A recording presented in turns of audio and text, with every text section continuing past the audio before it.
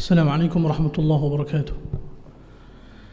إن الحمد لله نحمده ونستعينه ونستغفره ونستهديه ونؤمن به ونتوكل عليه ونعوذ بالله من شرور أنفسنا ومن سيئات أعمالنا.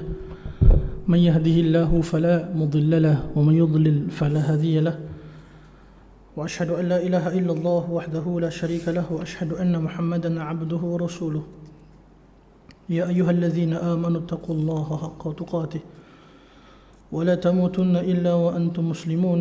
يا أيها الناس اتقوا ربكم الذي خلقكم من نفس واحدة وخلق منها زوجها وبث منهما رجالا كثيرا ونساء واتقوا الله الذي تساءلون به والأرحام إن الله كان عليكم رقيبا.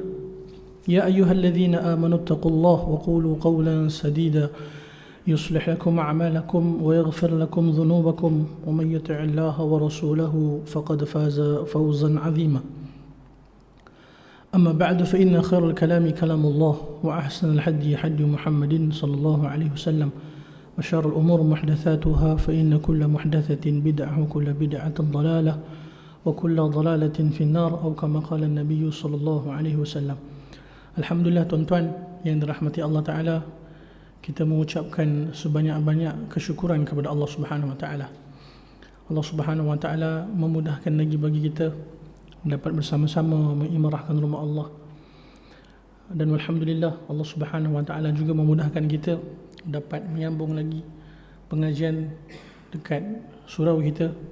Alhamdulillah, di antara nikmat yang sangat besar yang Allah Subhanahu Wa Ta'ala berikan kepada kita.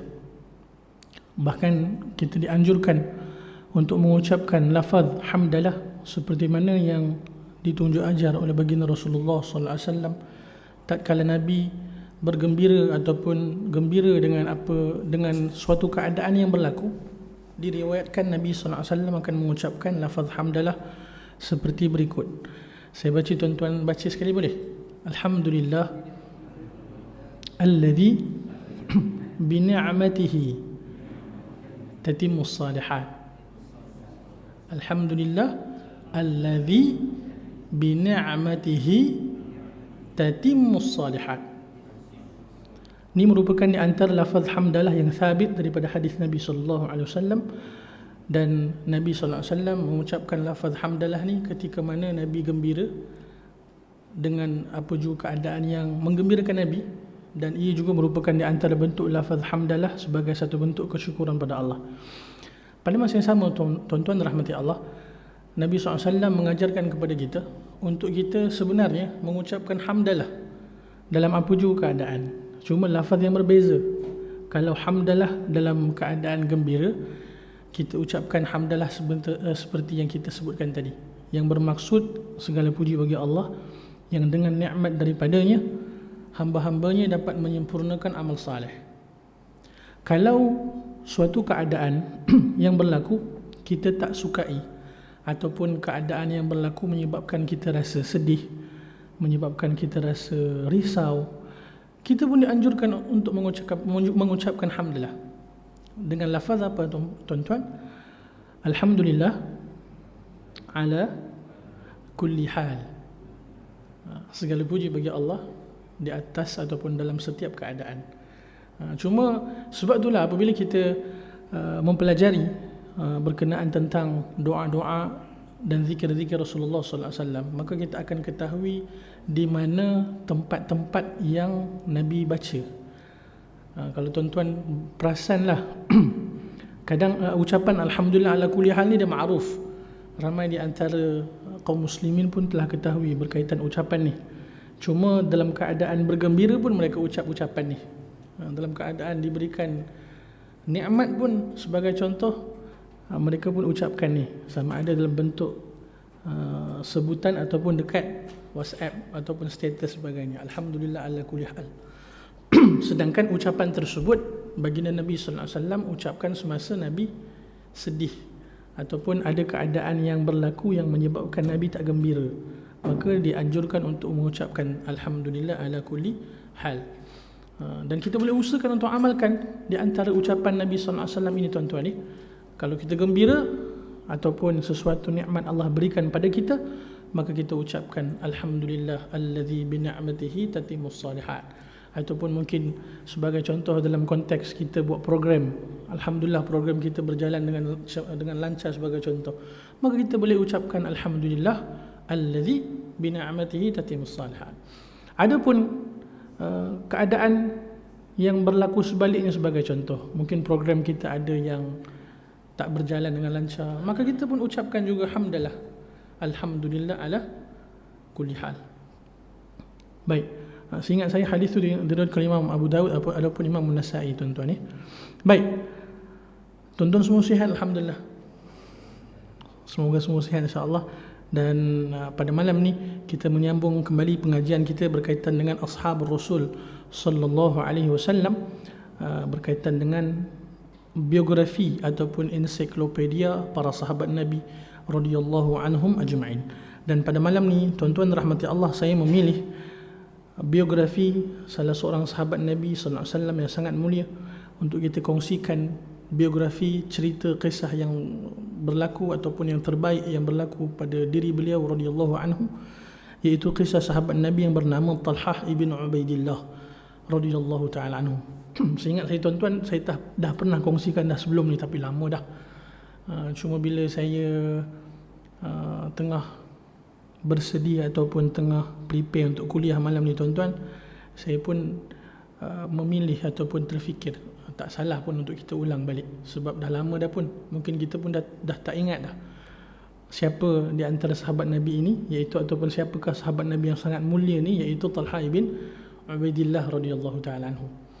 Walaupun secara umumnya tuan-tuan rahmati Allah, kita mengetahui 4 khulafa ar-rasyidin al-mahdiyyin, Abu Bakar, Umar, Uthman, Ali ibn Abi Talib radhiyallahu anhum ajma'in. Dan saya pasti semua daripada kita mengetahui berkaitan dengan 4 orang sahabat ni, walaupun tak detail, tetapi umumnya tahu. Cuma sahabat-sahabat Nabi yang lain ni tuan-tuan, memang kita kena kerap memperkenalkan mereka, kenalkan mereka kepada kaum muslimin. Sebab apa? Mereka ni generasi yang terbaik. Mereka ini adalah manusia-manusia yang Allah Ta'ala pilih berdamping dengan Nabi sallallahu alaihi wasallam. Pada masa yang sama, mereka ni adalah individu hamba Allah yang Allah Ta'ala janjikan syurga. Yang kata Abdullah bin Mas'ud radhiyallahu ta'ala anhu dalam kitab yang dikarang oleh Syekh Muhammad Al-Misri ni tuan-tuan, Ashabul Rasul sallallahu alaihi wasallam, di muqaddimah dia beliau menukilkan perkataan Abdullah bin Mas'ud radhiyallahu anhu yang merupakan juga di antara sahabat Nabi. Apa kata Abdullah bin Mas'ud? Allah Ta'ala Maha mengetahui hati yang terbaik di antara manusia ni, iaitu hati Nabi sallallahu alaihi wasallam, dan Allah angkat Nabi menjadi rasul akhir zaman, bahkan sayyidul anbiya'i wal mursalin. Dan Allah Subhanahu wa taala Maha mengetahui di antara hati-hati manusia yang terbaik, iaitu hati-hati para sahabat Nabi radhiyallahu anhum ajma'in, yang mana Allah pilih mereka menjadi di antara orang-orang, rakan-rakan, sahib-sahib ataupun sahabat-sahabat yang mendampingi Nabi, berjuang bersama Nabi, hidup bersama dengan Nabi, berjuang sehingga syahid di jalan Allah Subhanahu wa taala untuk Islam. Sebab itu kita kena usaha untuk berkenalan dengan mereka tuan-tuan. Mudah-mudahan dengan sebab kita berkenalan dengan mereka ni, insya-Allah Allah Ta'ala memudahkan bagi kita untuk mencintai mereka. Hati kita ada rasa hub, cinta dengan para sahabat Nabi radhiyallahu anhum ajma'in. Hati kita akan rasa tersentuh bila mana ada di antara sahabat-sahabat Nabi dihina, dicerca, dijadikan bahan jenaka sebagai contoh tuan-tuan ni. Sebab apa? Ada rasa cinta. Dan bila kita ada rasa cinta, hub kepada para sahabat Nabi, itu merupakan di antara ciri-ciri orang yang beriman kepada Allah Subhanahu wa taala. Sebab Nabi sallallahu alaihi wasallam kata apa dalam hadis hadirin? La tasubbu ashabi. Jangan kalian cerca, hina para sahabatku.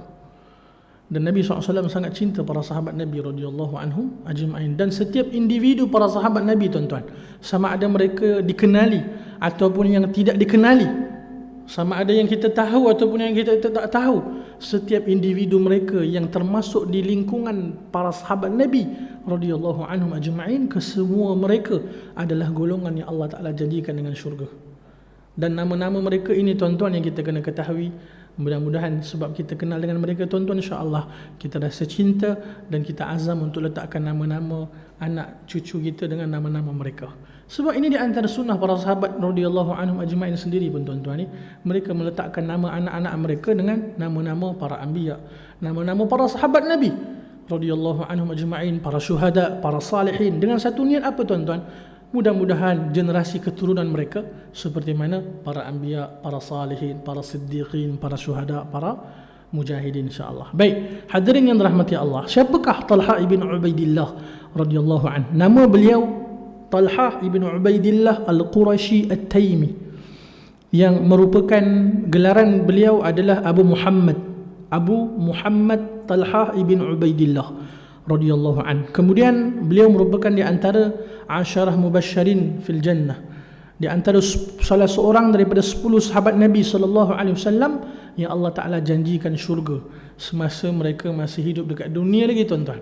Semasa mereka masih berjalan bersama-sama dengan Nabi, beribadah, berjuang bersama Nabi, Nabi dah kata dah, antum ni fil jannah, kalian ni merupakan di antara penduduk syurga Allah Taala.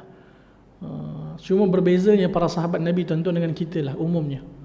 Para sahabat Nabi, kalau kita baca biografi mereka, perjuangan mereka, walaupun mereka diberikan jaminan syurga oleh Nabi SAW, tapi kehidupan mereka tuan-tuan semakin hebat, semakin teguh ketakwaan mereka pada Allah.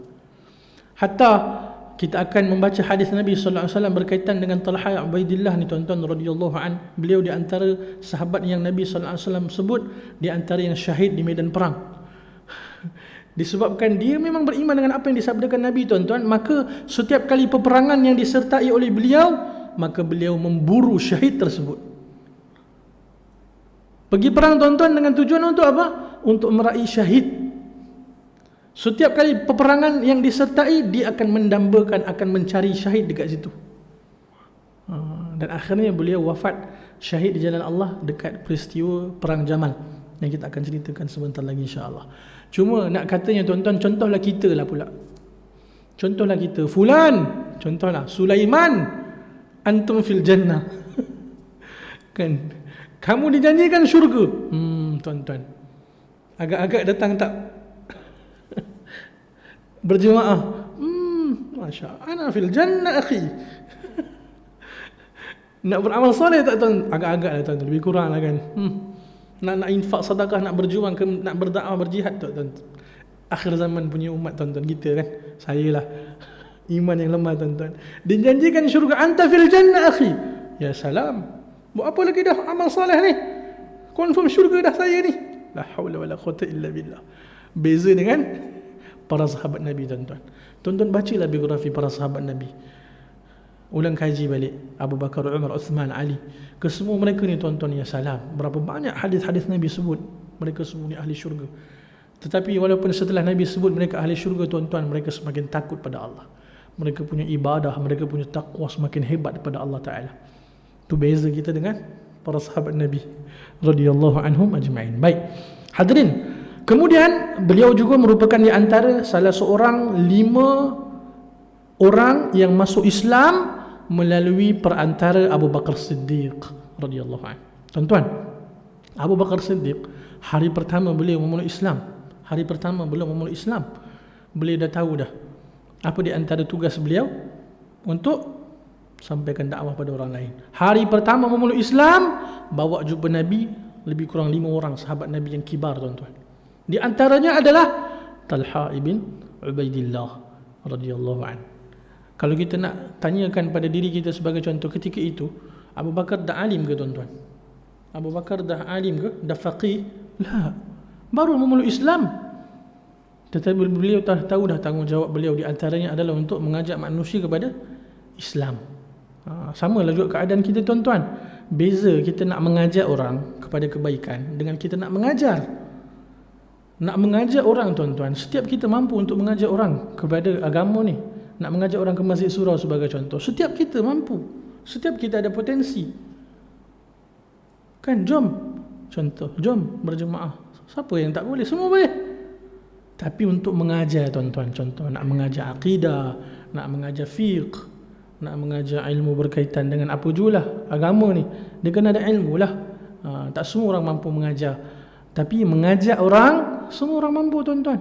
Hatta baru memeluk Islam, mampu ajak orang lain. Jomlah kita peluk Islam, jom kita beramal, Jom kita sama-sama menuntut ilmu setiap daripada kita mampu.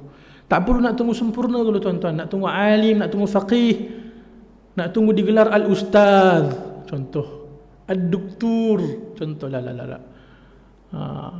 Yang penting kita mukmin muslim, kita bertanggungjawab untuk sampaikan agama pada orang lain. Balighu anni walau ayah.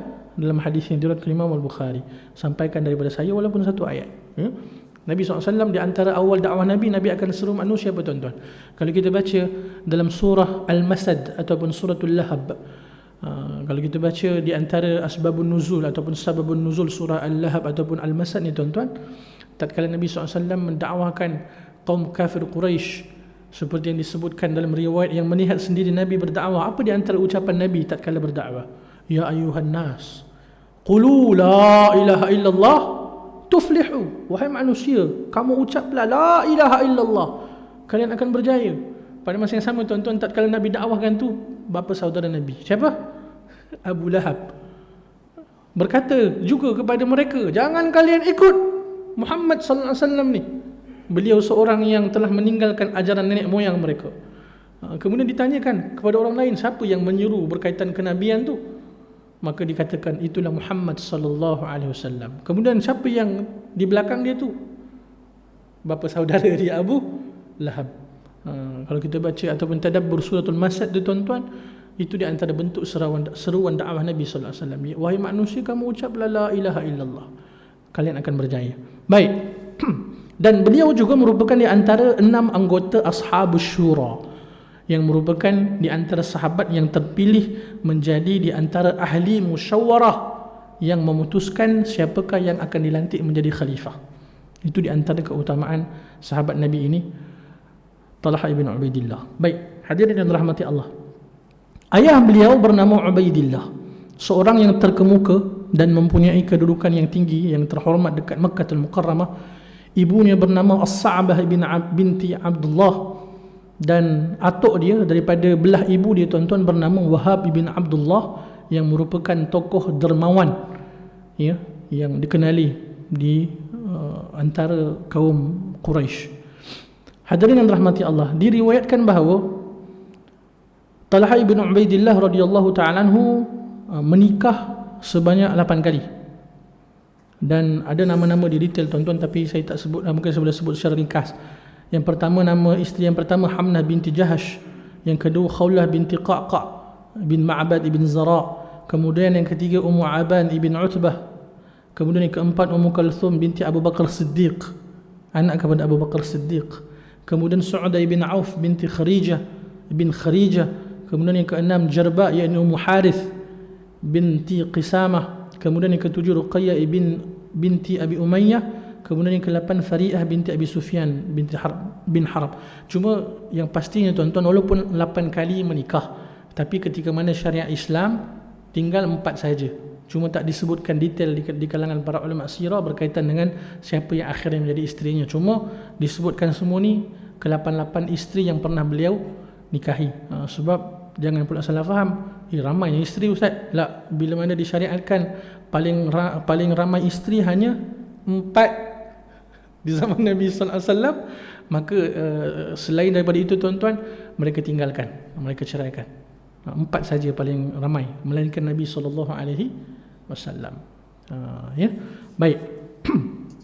Hadirin yang dirahmati Allah, beliau radhiyallahu ta'ala anhu merupakan di antara seorang yang Allah Taala berikan satu bentuk kerjaya dia, seorang peniaga. Kerjaya beliau seorang peniaga. Dan beliau merupakan di antara sahabat Nabi yang terkenal dengan sikap yang jujur sebelum memeluk Islam lagi. Sikap yang jujur, seorang yang sangat lemah lembut, seperti yang disebutkan dalam biografi beliau tuan-tuan. Baik, bila beliau memeluk Islam, tatkala beliau mendengar seruan berkaitan dengan Nabi sallallahu alaihi wasallam, kemudian apabila beliau mengetahui bahawa Abu Bakar Siddiq radhiyallahu ta'ala anhu juga memeluk Islam, dan kedua figure yang sangat mulia ternama ni tuan-tuan memang telah dikenali sebagai seorang yang sangat amanah, lemah lembut, baik, sopan santun, apa jugalah sifat-sifat yang mulia ada pada dua figure yang mulia ni tuan-tuan, Rasul sallallahu alaihi wasallam dan Abu Bakar Siddiq. Kemudian bila mana Abu Bakar Siddiq radhiyallahu ta'ala anhu dakwahkan Talha, Talhah tanpa berfikir panjang menerima dakwah Abu Bakar Siddiq dan kemudian bertemu dengan Nabi sallallahu alaihi wasallam lalu mengucapkan syahadatain, asyhadu an la ilaha illallah wa asyhadu anna Muhammadar Rasulullah. Walaupun dalam keadaan beliau ni tuan-tuan seorang yang terhormat, seorang yang keluarga dikenali, tapi beliau juga tak lepas daripada siksaan ketika mana awal dakwah Islam. Dan akhirnya walhamdulillah Allah Ta'ala memudahkan dapat berhijrah ke Madinatul Munawwarah. Baik, seterusnya tuan-tuan rahmati Allah, kisah Talha ibn Ubaidillah berkaitan dengan beliau merupakan di antara yang kita sebutkan tadi yang dijanjikan syurga Allah pada masa yang sama yang Nabi SAW sebut beliau akan syahid di jalan Allah Ta'ala, syahid di medan perang. Tuan-tuan, syahid di medan perang ni rezeki, pilihan Allah. Ada di antara sahabat Nabi yang menghabiskan umurnya untuk perang, dalam peperangan tuan-tuan, tapi Allah Ta'ala tak anugerahkan syahid di medan perang, tapi syahid di atas katil tuan-tuan. Tapi walaupun demikian, disebabkan umurnya dihabiskan untuk jihad, maka tetap juga digelar as-syahid. Siapa sahabat tersebut? Khalid ibn al-Walid Saifullah radhiyallahu ta'ala anhu. Pada masa yang sama, di antara sahabat Nabi yang Allah kurniakan syahid, Talha ibn Ubaidillah radhiyallahu anhu. Hadirin, dalam hadis yang diriwayatkan Imam Muslim dari Abu Hurairah radhiyallahu ta'ala anhu, suatu ketika Nabi sallallahu alaihi wasallam berada di atas Bukit Hira. Hadis ini ma'ruf. Kita cerita berkaitan dengan biografi arba' khulafa'ur rasyidin al-mahdiyin, yang khalifah yang 4 ni tuan-tuan. Kita akan bertemu juga dengan hadis ni. Tak kala Bukit Hira ataupun Jabal Hira bergoncang, bergegar, maka Nabi sallallahu alaihi wasallam bersabda kepada Jabal Hira, bertenanglah wahai Hira, kerana berdiri di atasmu seorang Nabi, seorang Siddiq dan juga para syuhada. Dan ketika itu bersama dengan Nabi siapa tuan-tuan? Abu Bakar Siddiq, Umar bin Al-Khattab, Uthman bin Affan, Ali bin Abi Talib, Talha ibn Ubaidillah, Zubair ibn Al-Awwam dan Sa'ad ibn Abi Waqqas radhiyallahu anhum ajma'in. Siapa yang beri mereka gelaran Asy-Syahid? Rasul sallallahu alaihi wasallam. Setelah, sebab macam saya sebutkan tadi tuan-tuan, setelah mereka ni, para sahabat ni, subhanallah, ajib, mengetahui berkaitan dengan janji Allah melalui sabda Nabi mereka ni akan dikurniakan syahid, mereka mencari syahid tuan-tuan. Mereka mencari syahid, sertai setiap peperangan, semua pergi dalam keadaan niat nak apa? Nak syahid tuan-tuan. Masya Allah, kita kata hebatnya jiwa yang dibina, yang dibangunkan oleh Nabi SAW. Kalau kita tanyakan pada diri kita tuan-tuan, ada tak dalam hati kita keinginan untuk syahid di jalan Allah? Masing-masing jawab sendiri masing-masing tuan-tuan. Kalau tak ada lagi dalam hati kita, kena diusahakan. Kan kadang kita, ialah hadirin, tinggalkan anak isteri kita kejap pun, ya salah, macam mana anak isteri saya, contoh kan. Kita kena didik ataupun bangunkan jiwa kita tuan-tuan untuk ada hub, kecintaan pada agama ni, dan pada masa yang sama kita kena usaha untuk ada rasa cinta, dan kita kena usahakan untuk sebarkan agama ni. Hadirin, pada masa yang sama kita kena ada usaha untuk kita korban, melakukan pengorbanan untuk agama ni. Sebab apa tuan-tuan? Di sebalik pengorbanan akan ada apa tuan-tuan? Akan ada rasa cinta, betul tak? Di sebalik pengorbanan akan ada rasa cinta. Hadirin, mengapa kita rasa sayang dengan isteri anak-anak kita? Sebab apa tuan-tuan? Di antara sebab kita banyak korban untuk mereka. Sebagai seorang suami tuan-tuan, berapa banyak masa kita kerja, susah payah fikir macam mana isteri saya, anak-anak saya, macam mana ya, keperluan mereka, makanan, minuman, pakaian, sekolah mereka. So kita banyak korban tuan-tuan. Hatta sehingga kini pun tuan-tuan, banyak benda memang kita banyak korban untuk anak-anak isteri kita sebagai contoh. Sebab apa tuan-tuan? Disebabkan pengorbanan tu kita rasa cinta. Cuba kita tak ada korban untuk mereka, contoh. Umumnya, rasa cinta tu kurang tuan-tuan. Sama juga dengan agama ni. Kalau agama ni kita tak usaha untuk kita ada pengorbanan, untuk kita ada sesuatu sumbangan untuk agama ni, agak-agak tuan-tuan kita akan rasa cinta tak dengan agama. Sebab tu bila mana agama tu dipersendakan, ya, bila mana agama tu dipertikaikan sebagai contoh, maka umumnya mereka yang tak ada cinta pada agama ni tak ada rasa apa pun. Tak apalah. Contoh kan, isu berkaitan dengan kita katakan buka tak buka ke Masjid Surau ni, tak ada masalah lah, tak ada kaitan dengan saya pun. Contoh, ya, ma'adallah. Kena ada tuan-tuan, kita kena ada rasa korban tersebut, kena ada keinginan untuk melakukan sesuatu untuk agama. Kita jangan tanya agama ni apa yang kita boleh dapat daripada agama ni, tak. Kita kena tanya apa yang kita buat untuk agama, apa yang kita usahakan, apa yang kita korbankan untuk agama ni, apa yang kita sumbangkan untuk agama ni. Semoga Allah Ta'ala memberikan sebab usaha kita, pengorbanan kita, kita ada rasa cinta dengan agama. Baik, hadirin yang dirahmati Allah Ta'ala, tuan-tuan, kalau tuan-tuan baca kisah dalam peperangan Uhud, di antara nama yang sangat terkenal berjuang bermati-matian di antara sahabat Nabi Sallallahu Alaihi Wasallam adalah Talha ibn Ubaidillah, bersama dengan sahabat-sahabat Nabi yang lain. Cuma untuk Talha bin Ubaidillah ni tuan-tuan istimewa. Sebab apa? Subhanallahilazim. Sebab sabit daripada perkataan Abu Bakar Siddiq radhiyallahu taala anhu, seperti yang dinukilkan dalam kitab Mukhtasar Tarikh Dimashq, dan juga disebutkan perkataan Abu Bakar Siddiq seperti yang dinukilkan dalam kitab Fathul Bari karangan Al-Hafidh Ibn Hajar rahimahullah, tak kala beliau mensyarahkan hadis dalam Sahih Bukhari. Apa perkataan Abu Bakar Siddiq? Kata Abu Bakar Siddiq, pada peperangan Uhud itu seluruhnya milik Talha ibn Ubaidillah. Kemudian disebutkan juga syair Abu Bakar Siddiq berkaitan dengan Talha, duhai Talha, anak kepada Ubaidillah, syurga wajib engkau dapatkan dan engkau dapatkan permatanya. Hadirin, siapa yang ucapkan perkataan ni? Abu Bakar Siddiq, sahabat Nabi yang sepakat ulama ahlu sunnati wal jamaah, manusia yang terbaik setelah para anbiya, para rasul adalah Abu Bakar Siddiq, mengucapkan perkataan demikian tuan-tuan. Pada hari itu milik Talha ibn Ubaidillah. Hari apa? Peperangan Uhud. Kita cerita sedikit tuan-tuan berkaitan dengan peperangan Uhud ni.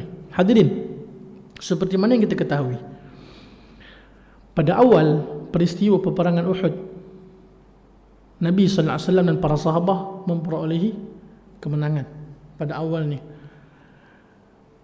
Ketika mana tentera Khalid Al-Walid telah pergi, seolah-olah mereka telah kalah. Kemudian mendapati bahawa tentera, kita sebutkan yang disebut penjaga kubu tuan-tuan, yang merupakan apa ni, pasukan panah yang Nabi SAW amanahkan kepada mereka untuk jangan turun apa juga keadaan, yang dipimpin oleh sahabat Nabi yang bernama Abdullah ibn Jubair radhiyallahu an. Bila mana Khalid ibn Al-Walid ketika itu belum memeluk Islam, melihat pasukan tentera panah ni tuan-tuan turun, maka dia pun pusing. Dan akhirnya yang tinggal dekat atas tu tuan-tuan hanya beberapa orang yang disebutkan dalam riwayat ni, termasuk Abdullah bin Jubair dan juga 9 orang sahabat Nabi yang lain. 10 orang sahabat sahaja tinggal.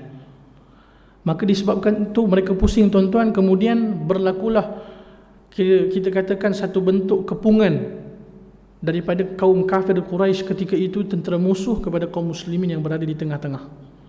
Dan ketika itulah tuan-tuan ramai di antara para sahabat Nabi yang syahid di medan Uhud, ya. Dan di antara yang berjuang dan disebutkan dalam sirah tersebut berkaitan dengan perjuangan beliau adalah Talha ibn Ubaidillah radhiyallahu taala anhu, seperti mana yang disebutkan dalam hadis yang diriwayatkan Imam Muslim tuan-tuan dalam bab Ghazwa Uhud. Anas bin Malik radhiyallahu taala anhu bercerita, Rasulullah sallallahu alaihi wasallam ketika mana perang Uhud berada di antara 9 orang. Bersama dengan Nabi ada 9 orang sahabat, 7 daripada kaum Ansar dan 2 daripada Muhajirin. Setelah mereka merapatkan diri tuan-tuan, baginda sallallahu alaihi wasallam berkata, siapa yang bersedia menghalau musuh-musuh daripada kita, falahumul jannah, maka bagi mereka syurga Allah. Subhanallah. Atau dalam riwayat yang lain disebutkan, mereka akan menjadi temanku dekat syurga Allah Ta'ala. Maka salah seorang sahabat dari kaum Ansar maju tuan-tuan, syahid. Kemudian sehinggalah 7 orang daripada mereka syahid. Tinggallah 2 orang, hadirin. Siapa sahabat Nabi tersebut? Talha ibn Ubaidillah dan juga Sa'ad ibn Abi Waqqas radhiyallahu anhum. Daripada 9 tadi tuan-tuan, akhirnya tinggal 2 orang. Kan, Allahu Akbar. Maknanya mereka di antara yang berjuang bersama Nabi sallallahu alaihi wasallam. Kemudian hadirin yang dirahmati Allah Taala, disebutkan dalam hadis yang diriwayatkan oleh Imam Al-Hakim dalam bab kitab Ma'rifatus Sahabah, dan Asy-Syaikh Al-Albani rahimahullah menyebutkan riwayat ni riwayat yang hasan, riwayat yang baik yang boleh diterima. Jabir bin Abdullah cerita, ketika mana kaum muslimin diserang, ketika mana peristiwa perang Uhud, Rasulullah sallallahu alaihi wasallam berada di suatu tempat bersama dengan 12 orang sahabat Nabi. Di antaranya adalah Talha ibn Ubaidillah. Kemudian kaum musyrikin, hadirin yang dirahmati Allah Taala, kaum musyrikin menyerang beliau. Kemudian ditanyakan kepada para sahabat Nabi, siapa yang bersedia untuk menghalang mereka? Maka Talha ibn Ubaidillah menjawab, saya. Kemudian Nabi sallallahu alaihi wasallam menyebutkan kepada Talha ibn Ubaidillah, tetaplah di tempat kamu. Maka seorang lelaki yang lain, sahabat Nabi yang lain menyahut, aku ya Rasulullah. Maka Rasulullah SAW bersabda, ya kamu. Maka serang, syahid tuan-tuan. Beberapa keadaan, beberapa orang syahid tuan-tuan ni. Akhirnya sehinggalah Rasulullah SAW bertanya siapa yang bersedia untuk menghalang mereka. Akhirnya Talha menjawab, saya. Dan Talha diizinkan untuk bertempur, sebagaimana sebelum dia 11 orang sahabat Ansar syahid tuan-tuan. Sehingga mana jari jemari dia putus. Dan diriwayatkan Talha bin Ubaidillah ni, jari telunjuk jari tengah ni tuan-tuan terputus. Semasa bila? Semasa perang Uhud. Kerana apa? Melindungi Nabi SAW. Kemudian diriwayatkan tuan-tuan, ketika itu tatkala terputusnya jari jemari Talha ibn Ubaidillah radhiyallahu ta'ala anhu, maka beliau mengucapkan, aduh, bahasa kita lah, aduh. Rasulullah SAW bersabda, seandainya kamu mengucapkan bismillah, nescaya kamu akan diangkat oleh para malaikat dengan disaksikan oleh orang yang lain. Setelah itu Allah akan mengusir kaum musyrikin. Ya. Kemudian hadirin, disebutkan juga dalam riwayat Imam Ahmad, seandainya kamu mengucapkan bismillah, nescaya kamu akan melihat dibangunkan sebuah rumah di syurga untuk kamu dalam keadaan kamu masih hidup dekat dunia. Hadirin, jangan kita nampak remeh ucapan-ucapan yang kita biasa ucapkan tau. Bismillah, Allahu Akbar, La ilaha illallah, Subhanallah, Alhamdulillah, La ilaha illallah, Allahu Akbar. Ucapan-ucapan yang sangat disukai oleh Allah Ta'ala ni tuan-tuan. Mungkin dekat dunia ni kita tak nampak hasil dia, tak nampak dia punya keutamaan, tapi ketahuilah di akhirat, Allahu Akbar. Kalau kita baca hadis-hadis Nabi SAW yang sahih berkaitan dengan zikir-zikir tuan-tuan ni, ucapan di antara ucapan yang Allah Ta'ala sangat suka apa? Subhanallah, Alhamdulillah, La ilaha illallah, Allahu Akbar. Tapi kadang disebabkan kita tak tahu keutamaan, dan pada masa yang sama mungkin kita tak ada satu bentuk penghayatan. Kita tuan-tuan ni, bukan tuan-tuan saja, kita, saya pun, maka kita tak rasa apa-apa tak kala kita ucapkan zikir-zikir tersebut. Tuan-tuan yang dirahmati Allah, zikir Nabi SAW setelah salat fardu, di antara yang dianjurkan, Subhanallah 33, Alhamdulillah 33, Allahu Akbar 33. Ada banyak riwayat tuan-tuan ni, di antaranya riwayat yang ni, sekali baca La ilaha illallah wahdahu la syarikalah, lahul mulku wa lahul hamdu wa huwa ala kulli syai'in qadir. Tuan-tuan tahu tak apa keutamaan dia? Allah Ta'ala akan ampunkan dosa walaupun sebanyak buih di lautan. Sabit daripada hadis yang sahih. Tapi mungkin sebab kita tak tahu, ataupun kita rasa macam okey, tak nampak sangat kan. So mungkin itu di antara sebab kita pun mula tak ada satu bentuk satu bentuk komitmen ataupun keseriusan untuk jaga amal.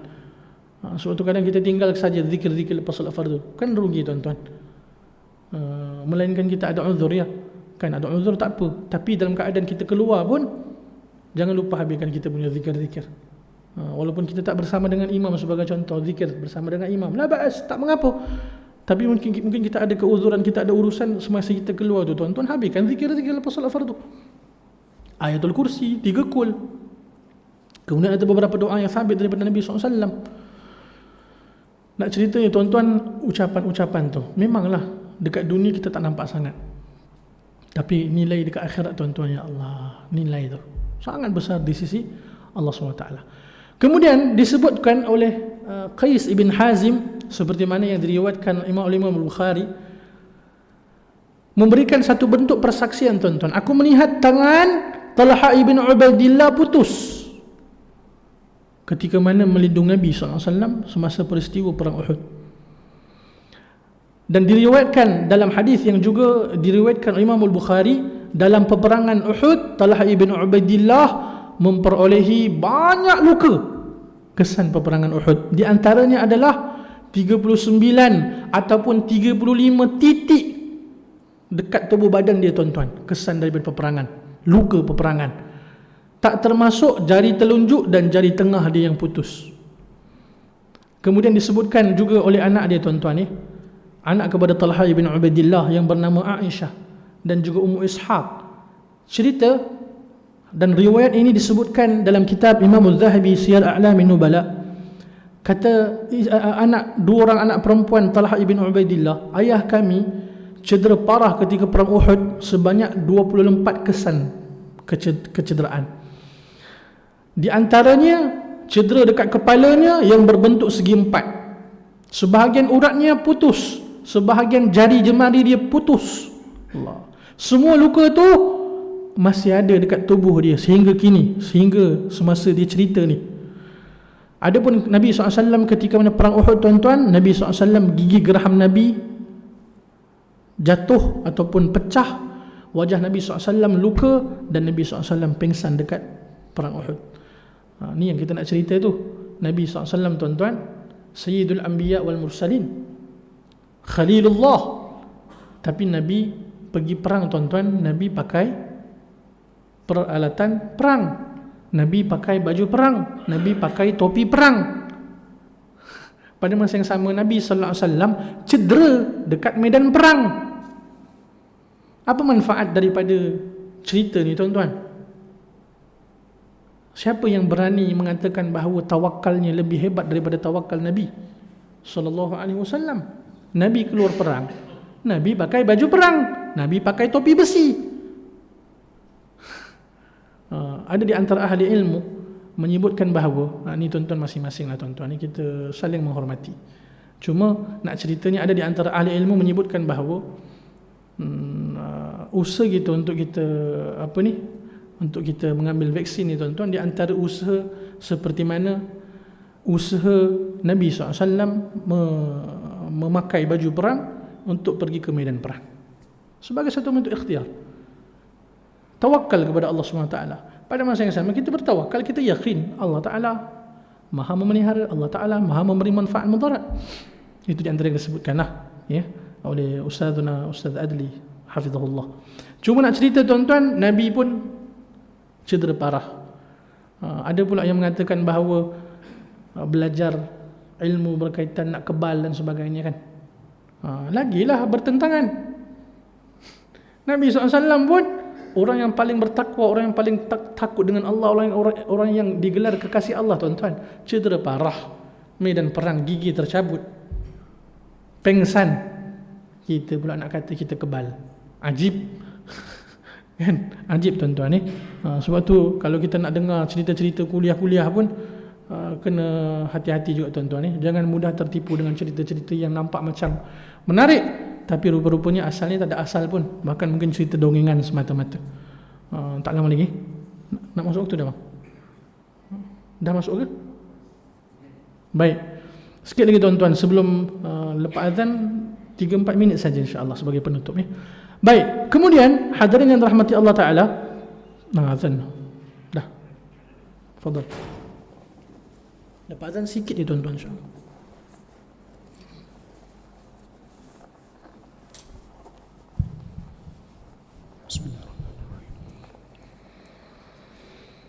Allahu Akbar, Allahu Akbar, Allahu Akbar, Allahu Akbar. Asyhadu an la ilaha illallah,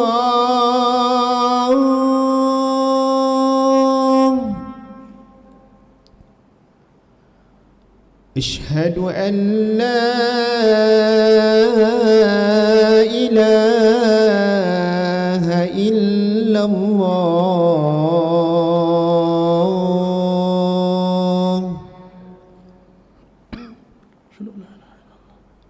أشهد أن محمدا رسول الله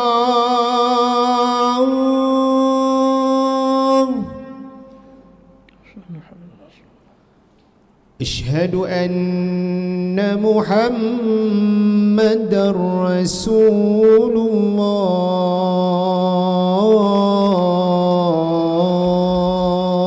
الله حي على الصلاة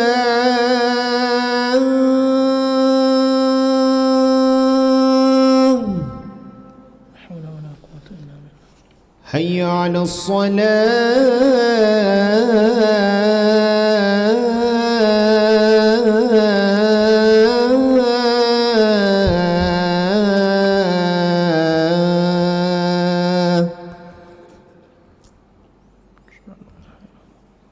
حي على الفلاح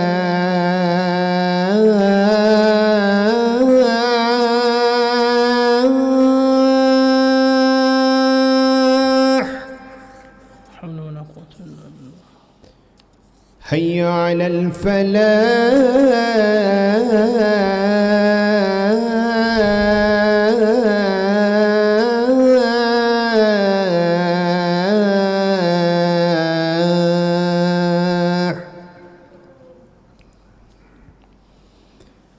الله أكبر الله أكبر لا إله إلا الله لا إله إلا الله رضيت به ربا والإسلام اللهم وبعث مقامه. Bismillah, alhamdulillah wassalatu wassalamu ala rasulillah ma ba'd. Baik, hadirin yang dirahmati Allah Ta'ala, kita terus pergi kepada syahidnya Talha ibn Ubaidillah radhiyallahu ta'ala anhu ketika mana peristiwa perang Jamal. Diriwayatkan dalam hadis Imam Hakim seperti mana yang disebutkan oleh perawi ni, hadirin yang dirahmati Allah Ta'ala, tatkala peristiwa perang Jamal, Talha bin Ubaidillah bersama dengan pasukan Aisyah radhiyallahu taala anhumah dan juga bersama sahabat Nabi Az-Zubair bin Al-Awwam radhiyallahu taala anhu, yang mana mereka itu keluar daripada Makkahul Mukarramah untuk apa? Untuk mencari pembunuh Uthman bin Affan radhiyallahu taala anhu. Yang cerita ni tuan-tuan detail dengar daripada Ustaz Azrail insya-Allah. Cuma nak ceritanya, Talha bin Ubaidillah radhiyallahu taala anhu tatkala awal-awal tu tuan-tuan, ketika mana beliau pergi bersama dengan Aisyah radhiyallahu taala anhuma dan juga Zubair ibn Al-Awwam radhiyallahu taala anhu, pada awal ni tuan-tuan, tatkala awal perang Jamal tu, Talha bin Ubaidillah bersama Zubair ibn Al-Awwam menyertai peperangan. Semasa peperangan berlaku, maka Talha bin Ubaidillah dan juga Zubair ibn Al-Awwam melihat Ammar ibn Yasir radhiyallahu taala anhuma berada bersama pasukan Ali ibn Abi Talib. Kemudian dikatakan kepada keduanya, ataupun keduanya teringat sabda Nabi sallallahu alaihi wasallam kepada sahabat ataupun kepada mereka, seperti mana diriwayatkan Imam Muslim dalam kitab Al-Fitan dan juga Imam Ahmad, kamu akan dibunuh oleh kelompok orang-orang yang melampaui batas. Pada mulanya tuan-tuan, mereka bersama dengan Muawiyah radhiyallahu taala anhu, tatkala melihat keadaan tersebut, maka akhirnya mereka berkeinginan untuk meninggalkan perang. Sebab bagi menghindari satu bentuk ialah perpecahan, kan, satu bentuk perselisihan yang berlaku di antara sesama kaum muslimin, sesama para sahabat Nabi radhiyallahu anhum.